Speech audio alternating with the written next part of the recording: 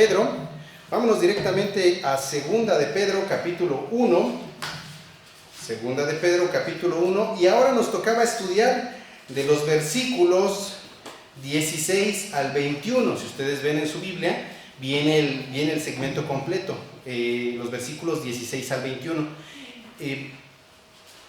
Quería darlo completo, pero sabía claramente que no nos iba a alcanzar el tiempo, porque la cantidad de páginas que me salieron después de terminar el estudio son tantas que dije, no, o lo doy muy por encima, o lo dividimos en dos. Entonces preferí dividirlo en dos. Entonces vamos a dar comienzo al estudio de esta mañana. Para esto vamos a darle lectura. Me siguen por favor con la mirada. Dice el texto, Segunda de Pedro 1:16, y vamos a leerlo todo. Porque no os hemos dado a conocer el poder y la venida de nuestro Señor Jesucristo, siguiendo fábulas artificiosas, sino como habiendo visto con nuestros propios ojos su majestad. Pues cuando Él recibió de Dios Padre honra y gloria, le fue enviada desde la magnífica gloria una voz que decía: este es mi Hijo amado, en el cual tengo complacencia. Y nosotros oímos esta voz enviada del cielo, cuando estábamos con Él en el Monte Santo. Tenemos también la palabra profética más segura, a la cual hacéis bien en estar atentos, como a una antorcha que alumbra en lugar oscuro, hasta que el día esclarezca y el lucero de la mañana salga en vuestros corazones. Entendiendo primero esto, que ninguna profecía de la Escritura es de interpretación privada, porque nunca la profecía fue traída por voluntad humana, sino que los santos hombres de Dios hablaron siendo inspirados por el Espíritu Santo. Entonces, como les comparto, decidí dividir el tema y vamos a estudiar hoy solamente de los versículos 16 al 18. ¿Ok? Como tema lleva la transfiguración y la segunda venida del Señor Jesucristo. Y bueno, vamos a empezar esta parte teniendo presente lo que ya hemos venido estudiando. Recuerden, y se los voy a repetir porque como dijo Pedro y lo estudiamos en la clase anterior, para mí no me es molesto repetirles muchas veces las mismas cosas y para ustedes ciertamente seguro. Entonces, ¿qué vamos a estudiar? Bueno, vamos a revisar fe. Acuérdense, dice Pedro, a su fe añadid virtud. Y la virtud es excelencia moral. Y lo vimos hace 2 sesiones. Dice Pedro, a tu fe añade excelencia moral. Y lo vimos como tal, que significa ser excelente moralmente. Buscar ser recto, buscar no mentir, buscar no engañar, buscar no andar haciendo triquiñuelas. Manejarnos rectamente para que toda aquella persona que nos vea o nos conozca sepa y diga: ah, sí, ¿sabes qué? La hermana fulanita de tal, el hermano fulanito de tal, yo no tengo nada que decir contra ellos. ¿Por qué? Porque estamos buscando conducirnos de una forma excelente moralmente. Es lo que está diciendo Pedro. Ya que has sido salvo, condúcete de una forma excelente en tu moral. Y la moral la dicta la sociedad. No hay tal cosa que podamos decir, pues es que yo no sabía cómo debía de comportarme. No, sabemos lo que la sociedad implica como moral, tenemos que conducirnos rectamente. Después dice Pedro, también hay que añadir conocimiento, y hace referencia al conocimiento espiritual, donde esto significa básicamente que crezcamos espiritualmente, lo que siempre decimos en ocasiones los miércoles. ¿Puede orar, hermano, por favor, por mi crecimiento espiritual? Sí, hermana, voy a orar. Sí, hermano, voy a orar por usted, para que Dios le dé a usted el deseo y las ganas de estudiar su palabra. Porque es la única manera en la que podemos crecer espiritualmente. No hay una cosa mística como que ya oré por el hermano y por el poder de Dios, de una forma en la que yo estoy influyendo en el poder de Dios, usted va a crecer espiritualmente. No. La única manera es estar llenos de las cosas de Dios, atiborrados, pensando constantemente en las cosas de Dios. Es la única forma de crecer espiritualmente, y es lo que está diciendo Pedro.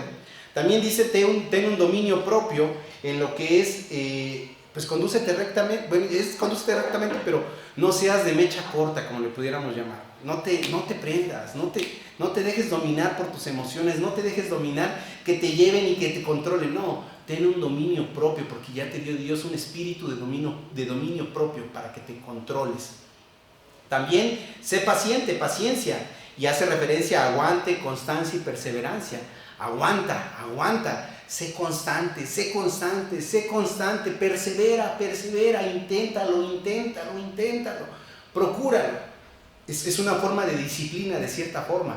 Y ciertamente en la disciplina es que conseguimos los resultados. Y eso es lo principal, que debemos de esforzarnos constantemente. También dice piedad, que añadas piedad. Y esto es lo que estudiamos hace 2 sesiones, que habla acerca de que la piedad es una relación, una cuestión vertical y una cuestión horizontal. Vertical, una relación vertical con Dios y una relación horizontal con mis hermanos, con mis hermanas. Y que básicamente es alabar, reverenciar y glorificar el nombre de Dios. ¿Cómo? Buscando ser como Dios, buscando ser santos, buscando tener comunión entre hermanos. También vimos que dice que debemos de agregar afecto fraternal, que es el amor entre hermanos. Ya lo hemos estudiado varias veces, el amor ágape. Después dice que agreguemos también el amor ágape, que es el único que proviene de Dios. Luego nos sigue diciendo Pedro, si ustedes hacen estas cosas, no van a estar ociosos, no van a estar sin fruto. Háganlo, perseveren, búsquenlo, para que estén firmes en el llamamiento, también estar firmes en nuestro llamamiento y salvación, para que no caigamos jamás.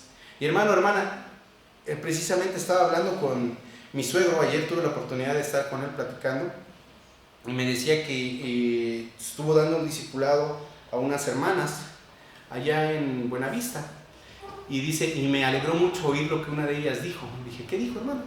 Me dice, yo ya estoy en la verdad, y a mí ya nadie me va a mover de aquí. Esa hermana venía de los pentecostales, venía de Pentecostal, pero ahora dice ella, yo ahora sí estoy en la verdad y ya nadie me va a mover de aquí.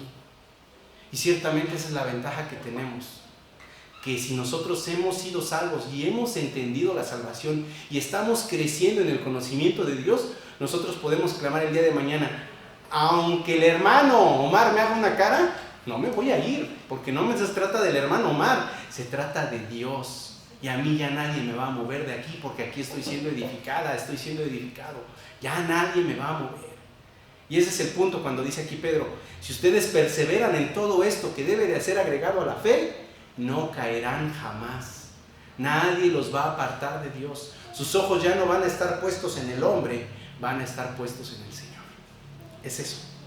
Y sigue hablándonos acerca de que debemos de estudiar las doctrinas diligentemente hasta nuestra muerte, y que podemos aprovechar que la Biblia ha quedado para la posteridad, para recordarnos constantemente mediante estudio, prédicas, que debemos de esforzarnos y seguir.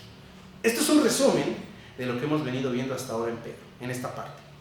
Ahora, ¿qué vamos a estudiar? Como les decía, vamos a estudiar a partir del versículo 16.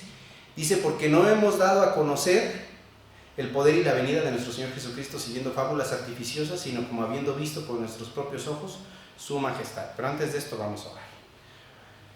Padre, le damos gracias, bendito Dios, porque nos da la dicha de poder estar juntos. Le agradezco, Señor, por habernos dado los tiempos, los momentos para poder venir, Señor, los medios y los recursos, Padre, porque pone en nosotros la voluntad para poder estar aquí, Señor, y poder escuchar de su palabra.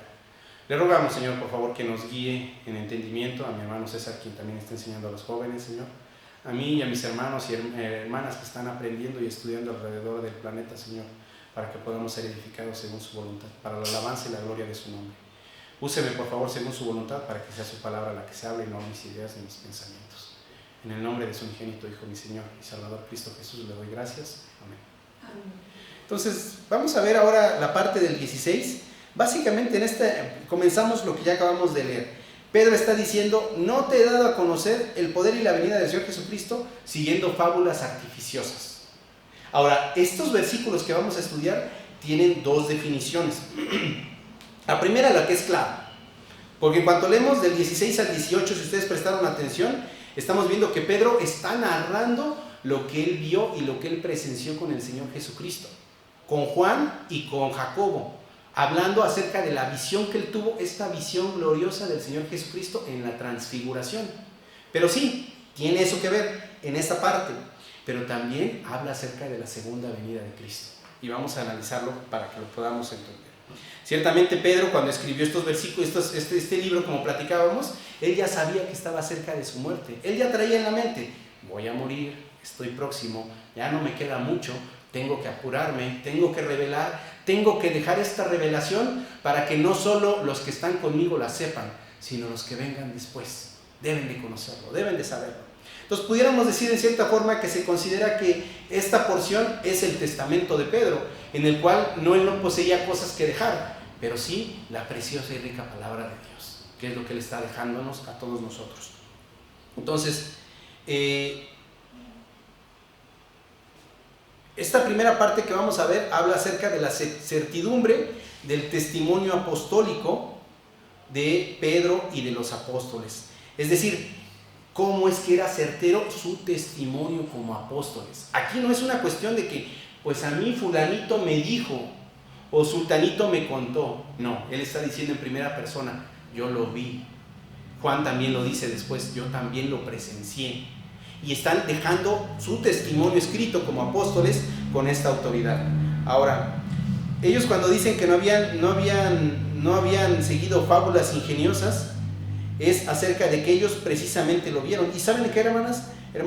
A veces pasa que tomamos, como les decía, a veces cuando leemos partes de la Biblia, no les damos la fuerza que deben de tener. Yo a veces medito en los hermanos y en las hermanas a través de la historia. Yo le pregunto a usted, ¿hace cuánto tiempo tenemos cine? Que fue lo primero. Fue por ahí de 1890, el cine, las primeras grabaciones que se hicieron. Fotografía, metiendo las 1890. Ya para 1900 ya estaba en desarrollo la cinematografía sin audio. 1910, 15 le empiezan a meter audio, música al cine. Pero ¿cuánto le gusta que tengamos con cine? ¿130 años? Y ciertamente hoy día de pronto vemos una película que se hizo en el año 2000, la vemos y decimos, ay, mira, están bien chafas los efectos especiales, decimos, ¿no? Ay, ¿quién se va a creer eso? Está bien chafa. Porque ya vemos, ahorita vamos al cine, 2023, y vemos unos efectos especiales que a veces hasta decimos, pues ya ni son padres, porque ya también sabemos que es con pantalla verde al fondo, y pues ya no se las compras. Pero hemos perdido la capacidad de asombro. Esa es la cuestión. A veces, como les digo, yo medito en los hermanos y en las hermanas que fueron antes de todo esto. Que al leer estas porciones de la palabra, el único recurso al que ellos podían acudir era su imaginación, a sus pensamientos. Entonces, cuando leemos esta parte que dice acerca de cómo fue la visión gloriosa que tuvo Pedro de Cristo Jesús, ciertamente habrá quienes digan, wow, suena tan increíble que se me hace hasta imposible o fantástico. Por eso es que es lo que está diciendo Pedro aquí. No les he venido como dice, a darles fábulas artificiales. No, es algo real lo que yo les estoy hablando. Es lo que está diciendo Pedro. Esto es real, yo lo vi. Fue real para mí, fue real para Juan, fue real para Jacobo. Y vamos a leer Mateo 16, 28. Miren, vamos a leer Mateo 16, 28. Mateo 16, 28. Le voy a dar lectura. Si no traen su Biblia, me escuchan. Dice, Jesús dijo, de cierto os digo que hay algunos de los que están aquí que no gustarán la muerte hasta que hayan visto al Hijo del Hombre viniendo en su reino. Él está diciendo, hay algunos aquí que no les va a gustar la muerte. Es decir, que no van a buscar la muerte, que no les va a agradar, que no van a querer morir, hasta que hayan visto al Hijo del Hombre viniendo en su reino. Y eso, si ustedes prestan atención, está en Mateo 16, hacia el último, Mateo 16, 28. Y luego en Mateo 17 comienza diciendo la transfiguración, tiene por su título esta porción. Y en Mateo 17, 1, 8 dice, 6 días después, Jesús tomó a Pedro, a Jacobo y a Juan, su hermano, y los llevó aparte a un monte alto, y se transfiguró delante de ellos. Y resplandeció su rostro como el sol, y sus vestidos se hicieron blancos como la luz. Y he aquí les aparecieron Moisés y Elías, hablando con él. Entonces Pedro dijo a Jesús, Señor, bueno es para nosotros que estemos aquí. Si quieres, hagamos aquí 3 enramadas, una para ti, otra para Moisés y otra para Elías. Mientras él aún hablaba, una nube de luz los cubrió. Y aquí una voz desde la nube que decía, este es mi Hijo amado, en quien tengo complacencia, a él oíd. Al oír esto, los discípulos se postraron sobre sus rostros y tuvieron gran temor. Entonces Jesús se acercó y los tocó y dijo, levantaos y no temáis. Y alzando ellos los ojos, a nadie vieron, sino a Jesús solo. Entonces, ¿qué es lo que está sucediendo aquí? Bueno, aquí en esta porción, primero están en un monte alto. Cuando nosotros vemos esta referencia, esta misma porción está también en Lucas y está en Marcos. Y cuando leemos las tres porciones, notamos pequeños detalles que enriquecen la narrativa. En este caso, están en un monte muy alto, ¿ok? Esa es la primera cosa. Segunda cosa, dice en la palabra que Jesús fue a orar a este monte. Cuando leemos, como le comento, está en Marcos, si mal no recuerdo, que dice que él fue a orar de noche. Fue a orar. Y cuando tenemos presente esto, vemos pequeñas cositas que llaman nuestra atención. Por ejemplo, dice que en Lucas 9:32, miren, vamos a ver Lucas 9:32. Lucas 9:32. Mateo, Marcos, Lucas 9:32. Fíjense. En Lucas 9:32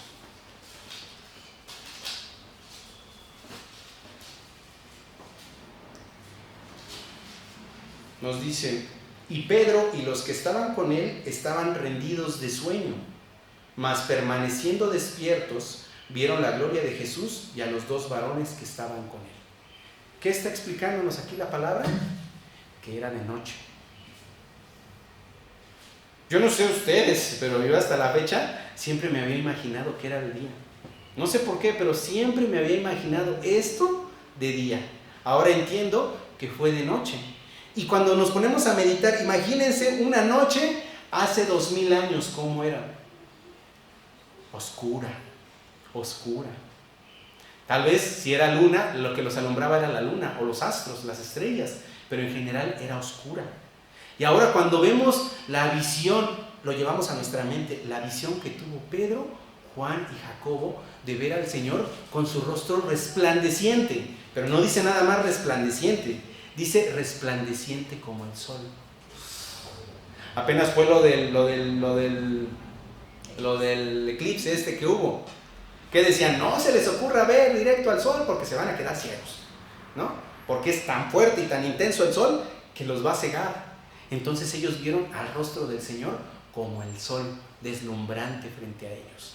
Y luego dice que una nube de luz los cubrió, una nube brillante de luz vino y los cubrió. Eso, bueno, vamos a ver un poquito más adelante qué es. Pero de entrada, si yo ya se los planteo así, no sé si ustedes tenían otro concepto, yo tenía otro concepto que era de día y era diferente, y con esto para mí me cambia completamente las cosas.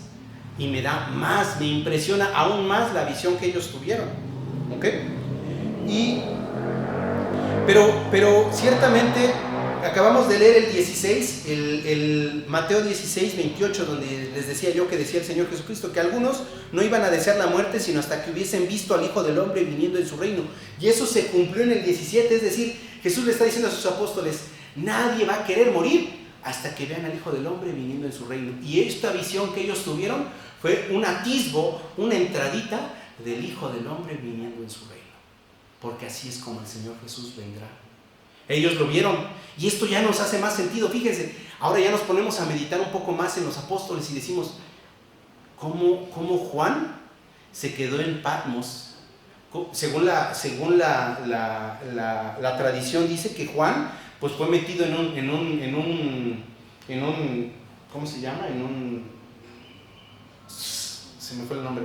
Voy a decirle olla, pero no es una olla porque tiene un nombre más grande, pero pues en una olla con aceite hirviendo. Así metieron a Juan. No murió, él vivió hasta el final. A Pedro, como ya habíamos hablado, él murió crucificado. Como les decía, en un caso, hermana, gracias. Sí, en un caso precisamente. Y Pedro murió de cabeza. Se dice la tradición que él murió de cabeza, pero no por alguna cuestión mística, sino porque él no se sintió digno de ser crucificado de la misma forma que el Señor. Pero ¿qué llevó a estos hombres hasta el final? A ser martirizados, a ser golpeados, a ser perseguidos, a ser maltratados incluso por los demás hombres. ¿Qué los llevó?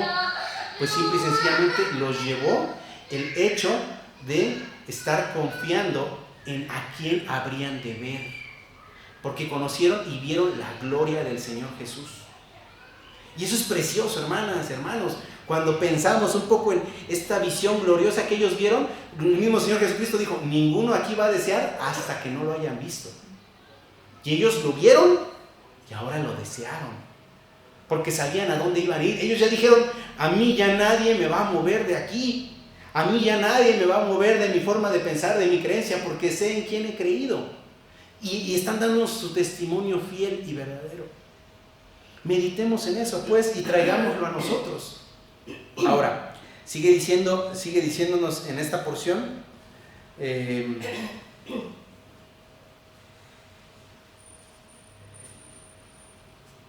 dice el estudio, bueno, el comentarista que estaba estudiando, él decía acerca de que la transfiguración no estaba basada en fábulas, pero había quienes incluso, y hasta la fecha, les ha pasado, estoy seguro, que hay quienes dicen, ¿cómo puedes creer en esto si no es más que un compendio de mitos o un agrupamiento de mitos, de fábulas, de cosas? Son cuentitos, no sé cómo les puedes creer, porque hay gente que yo me he topado que así piensa.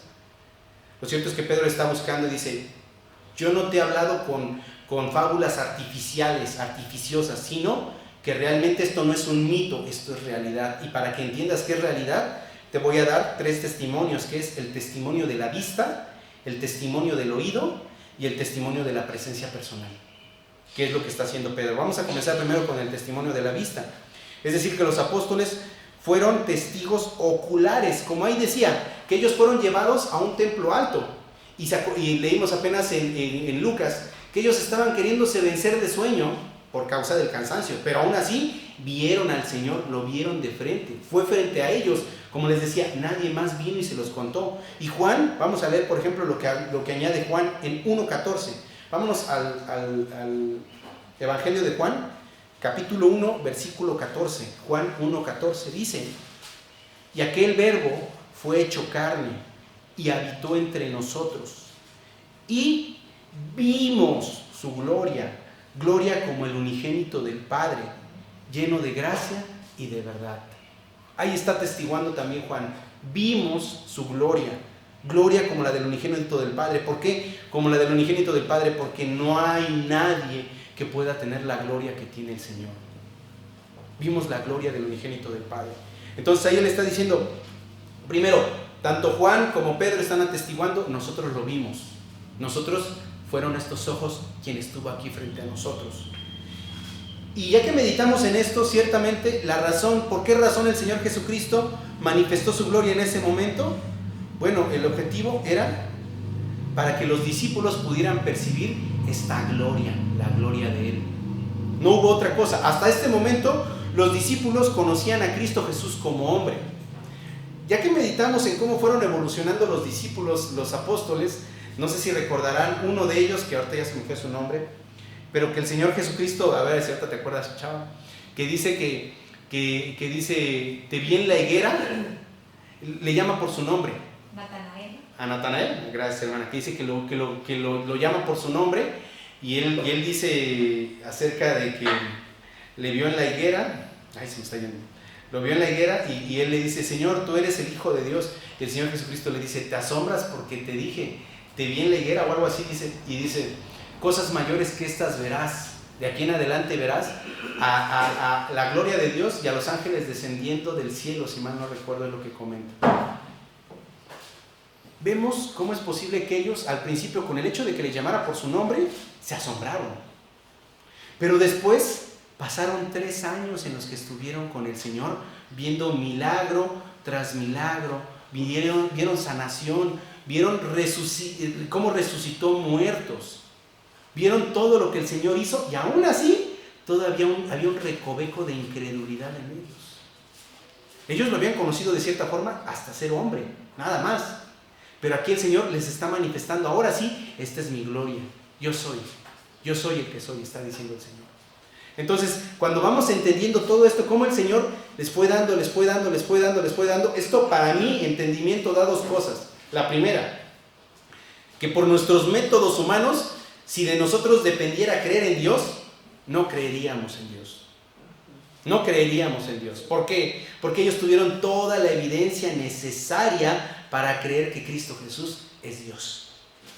Y aún así, había dudas en ellos. Aún así, en el momento de la aprehensión de Jesús, ¿qué hizo Pedro? Lo negó 3 veces. Y no solo él, todos los demás discípulos, ahí te ves, y nos vamos, y te abandonamos. Mientras dependa de nosotros, no creeremos en Dios. Por eso la obra de salvación es enteramente de Dios.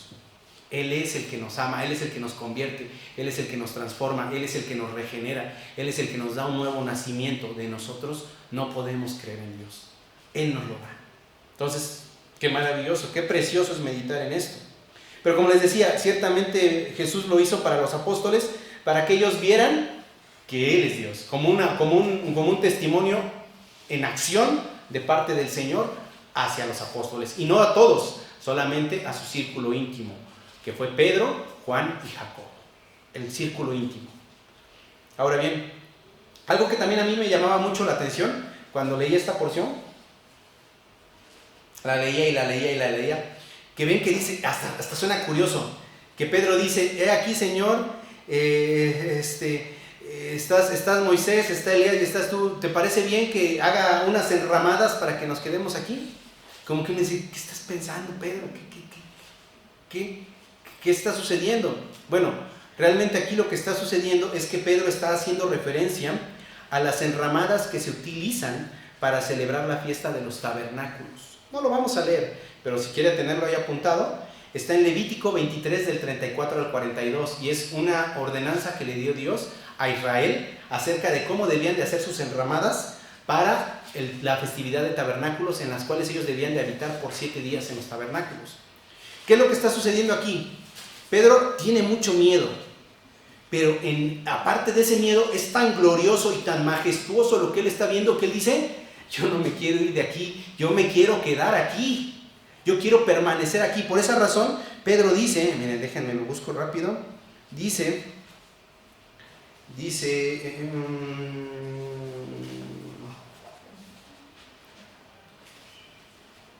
estaba en Mateo, ¿qué dijimos? Mateo 17. Mateo 17:4. Miren, lean Mateo 17:4. Dice: entonces Pedro dijo a Jesús: Señor, bueno es para nosotros que estemos aquí. Si quieres, hagamos aquí 3 enramadas, una para ti, otra para Moisés y otra para Elías. Es decir, Señor, para mí, Pedro está diciendo, para mí es bueno estar aquí, estar en tu presencia, estar viendo esta gloria majestuosa. Si quieres, vamos a hacer una enramada en tabernáculo para que more aquí Moisés, para que more Elías, para que mores tú, Señor, para que estemos aguardando y estemos juntos. Es lo que está sucediendo, es lo que significa ahí. Es decir, que Pedro está expresando su deseo de quedarse en ese lugar por la eternidad, y es precisamente lo que él vive para poder estar en esta presencia de Dios eternamente. Y en 2 de Pedro 1:17 vamos a continuar.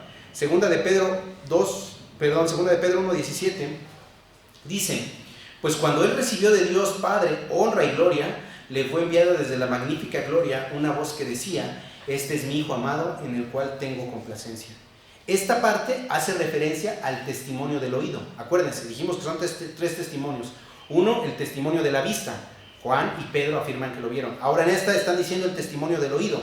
Los apóstoles oyeron la voz de Dios que dijo: este es mi Hijo amado, en el cual he puesto mi complacencia. Ciertamente esta expresión audible de parte de Dios, de honra para el Señor Jesús, fue enviado desde la magnífica gloria de aquella nube de luz que se acercó a él. Recuerden que leímos que en ese momento ellos vieron una nube de luz que los cubrió, y escucharon entonces: este es mi Hijo amado. Esa nube que los cubrió es lo que nosotros conocemos como la gloria Shekinah, o Shekinah también se le conoce, Shekinah, y simboliza básicamente la gloria de Dios, la presencia de Dios. Entonces ahí tienen un testimonio audible. Y en 2 de Pedro 1:18 dice: y nosotros oímos esta voz enviada del cielo cuando estábamos con él en el monte santo.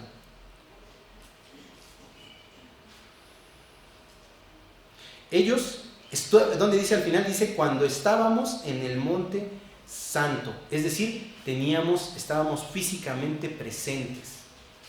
Cuando leemos el Evangelio de Lucas, Lucas comienza diciendo algo.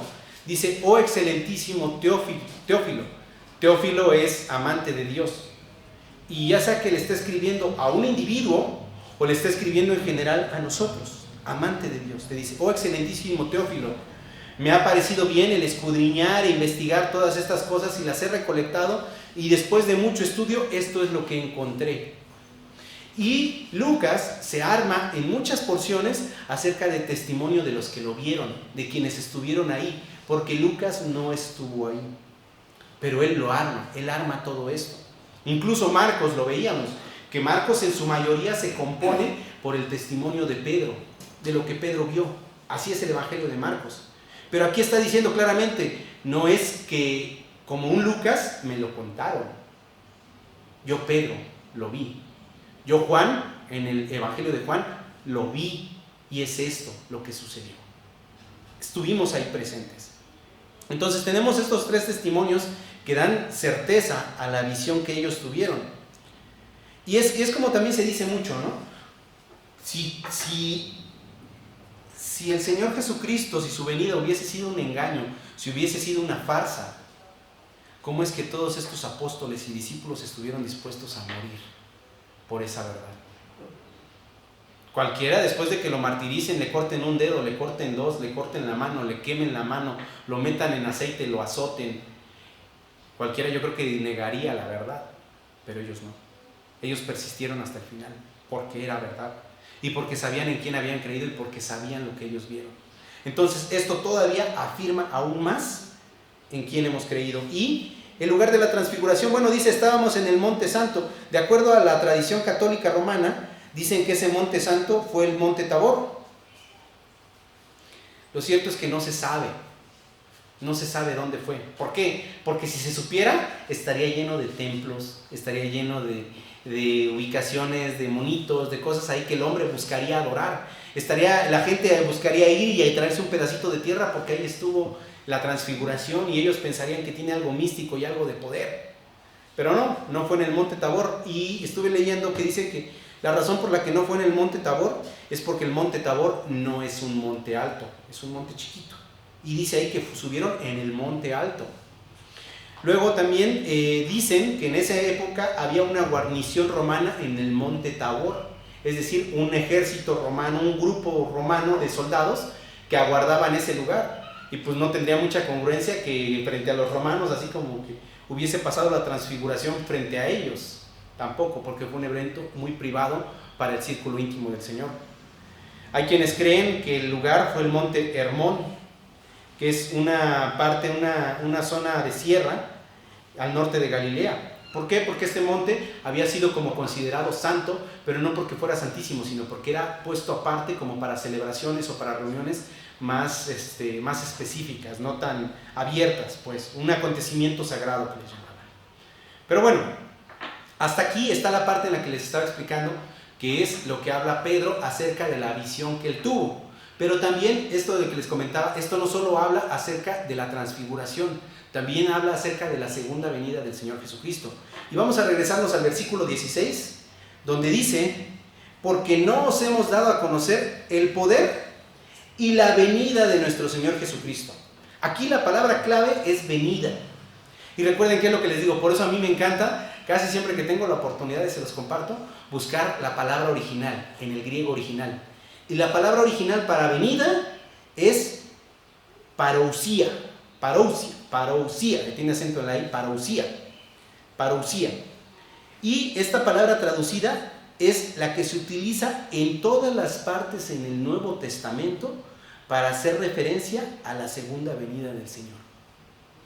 Entonces aquí lo que le está diciendo Pedro es, no les hemos dado a conocer el poder, que es dunamis. ¿Se acuerdan que en algún momento estudiamos dunamis, poder, dinamita? El poder como una dinamita de Dios tremendo que destruye todo, que mueve todo.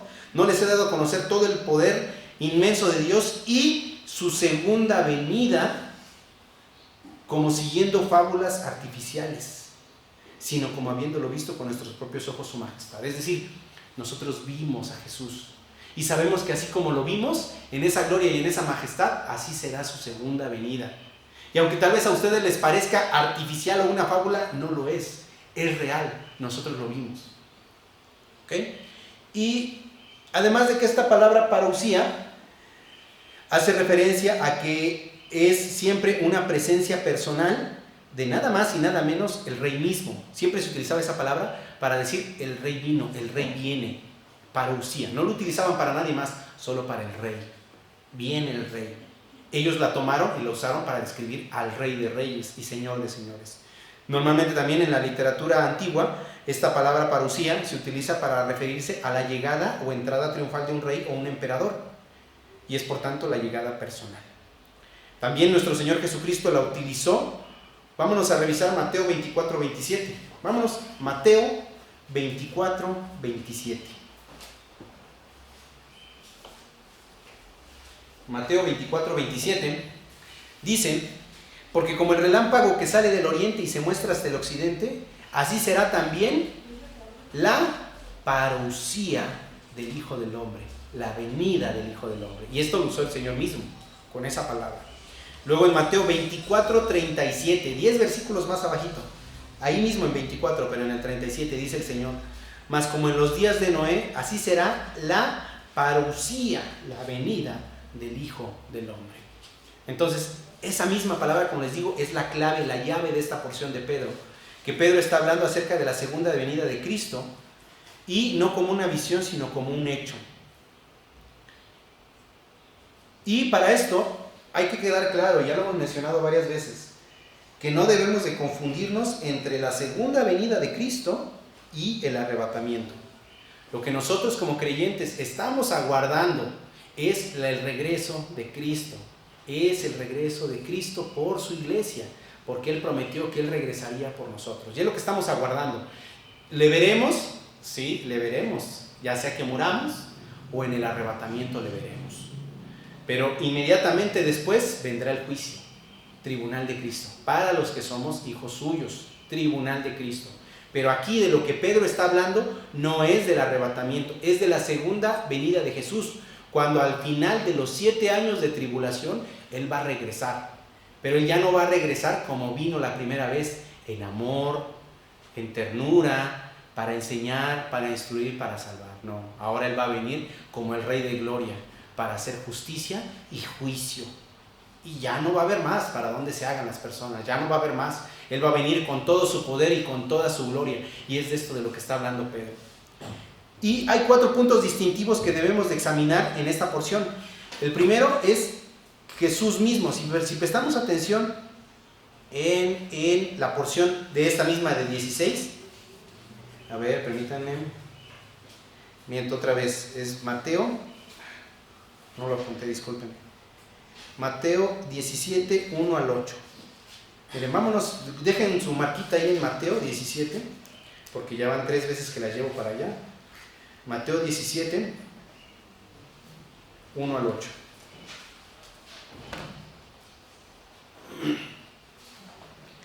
Mateo 17, 1 al 8. En el versículo 2 leemos: y se transfiguró delante de ellos, y resplandeció su rostro como el sol, y sus vestidos se hicieron blancos como la luz. El primer punto es nuestro Señor Jesucristo. Dice que Él se transfiguró delante de ellos.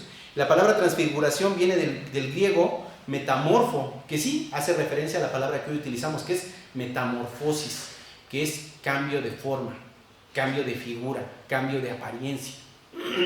En ese entonces, Pedro, Juan y Jacobo vieron el cambio de apariencia del Señor Jesús.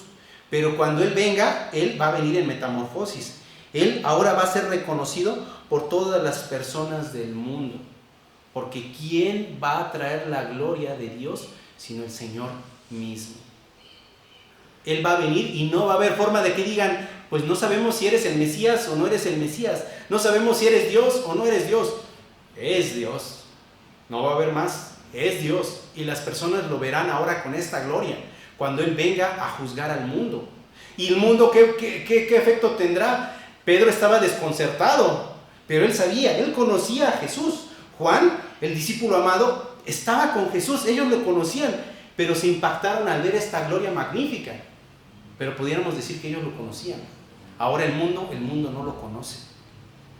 Y cuando lo vean, van a temer, porque Él va a venir con poder y gloria tremenda en esta transfiguración. Metamorfosis, pues. Él va a ser reconocido. En Primera de Timoteo 6:15,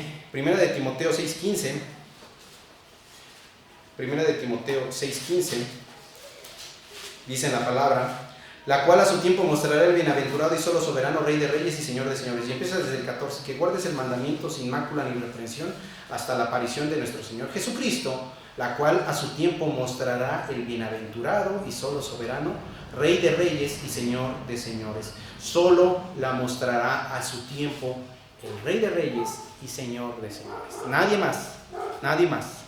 Recuerden que es lo que dice el Señor acerca de los últimos tiempos, que vendrán muchos en mi nombre y dirán, mirad de aquí está el Cristo, mirad de ahí está el Cristo, pero no lo creáis. ¿Por qué? Porque es verdad que cualquier personaje, incluso el anticristo, que se va a levantar y va a decir, yo soy, y hará muchas señales y prodigios, no vendrá con la gloria del Señor, la cual verán estos hombres y entenderán. El segundo punto, el primero punto, como les dije, es el Señor mismo. El segundo punto es Moisés. En el versículo 3 de ahí de Mateo 17:3 dice, y aquí les aparecieron Moisés y Elías y hablando con él. Aquí se considera que esta porción en la que habla acerca de Moisés hace referencia, o que Moisés está representando al pueblo de Dios, a la iglesia pues, que murió antes del arrebatamiento. Hacen referencia, a él estuvo presente. Está la gloria de Dios, del Señor Jesús. Está Moisés, que representa a los que murieron antes del arrebatamiento. El tercer punto es Elías. Ese es el tercer punto, dice. Y también está Elías. ¿Qué pasó con Elías? Elías no vio muerte, ¿se acuerdan? Elías no vio muerte. Y es lo que se cree, que Elías está representando a los santos que vamos a ser arrebatados, que no vamos a ver muerte. Entonces tenemos la gloria de Dios, tenemos a Moisés que representa a los que murieron antes del arrebatamiento, tenemos a Elías que son los que fueron arrebatados, y en cuarta instancia están los apóstoles que están representando o simbolizando a todos los santos de la tribulación, los que van a pasar por la tribulación y que no van a morir o van a ser muertos por causa del testimonio de Cristo, degollados, dice la palabra. Y bueno, ahí ya va a depender de la interpretación de cada quien, pero sabemos que hay un solo pueblo que degolla, y actualmente lo estamos viendo, y es lo que va a suceder. Y bueno, estos son los 4 puntos donde se están representando en esta aparición del Señor Jesucristo. También es importante pensar en esto, en que ciertamente Pablo llamaba a este momento lo que dice en Tito 2:13. Vamos a leer Tito 2:13. Ya estamos cerca de terminar. Tito 2:13. Tito 2:13 dice en la palabra, aguardando la esperanza bienaventurada y la manifestación gloriosa de nuestro gran Dios y Salvador Jesucristo. ¿Qué es lo que está diciéndonos aquí? Dice Pablo, hay que estar aguardando por la bendita esperanza, que es que el Señor Jesucristo venga en esta manifestación gloriosa. La iglesia no va a estar en la segunda venida de Cristo. No vamos a estar aquí en la tierra. Aquí en la tierra. Vamos a venir probablemente con Él. Pero no vamos a estar aquí. No vamos a ser los que vamos a recibir el juicio. No. ¿Quién lo va a recibir? El mundo que muere sin Cristo. Nosotros habremos sido previamente arrebatados, habremos sido previamente llevados a estar en gloria con Jesús. Y no nos va a tocar vivir la gran tribulación. Por lo tanto, hermano, hermana, y esto es como una nota ahí, un paréntesis. Si usted está pensando, híjole, ya andan diciendo que la tribulación ya está en camino. Tal vez veremos el inicio, puntitos de principio, pero no estaremos dentro de la tribulación. Por lo cual, si usted piensa, ya estamos metidos en la tribulación, ya estamos... Pero esto es algo que es importante también aclarar. El Señor nos prometió que nosotros vamos a ser arrebatados. Y si usted, de pronto, o algún familiar suyo, le hace a usted saber, por tanto, si algún día me ves que desaparezco, y no solo yo, sino muchos desaparecen, era verdad lo que te dije, para que lo entendieras.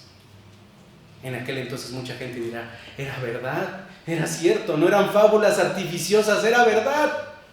Pero ya será demasiado tarde para los que se queden.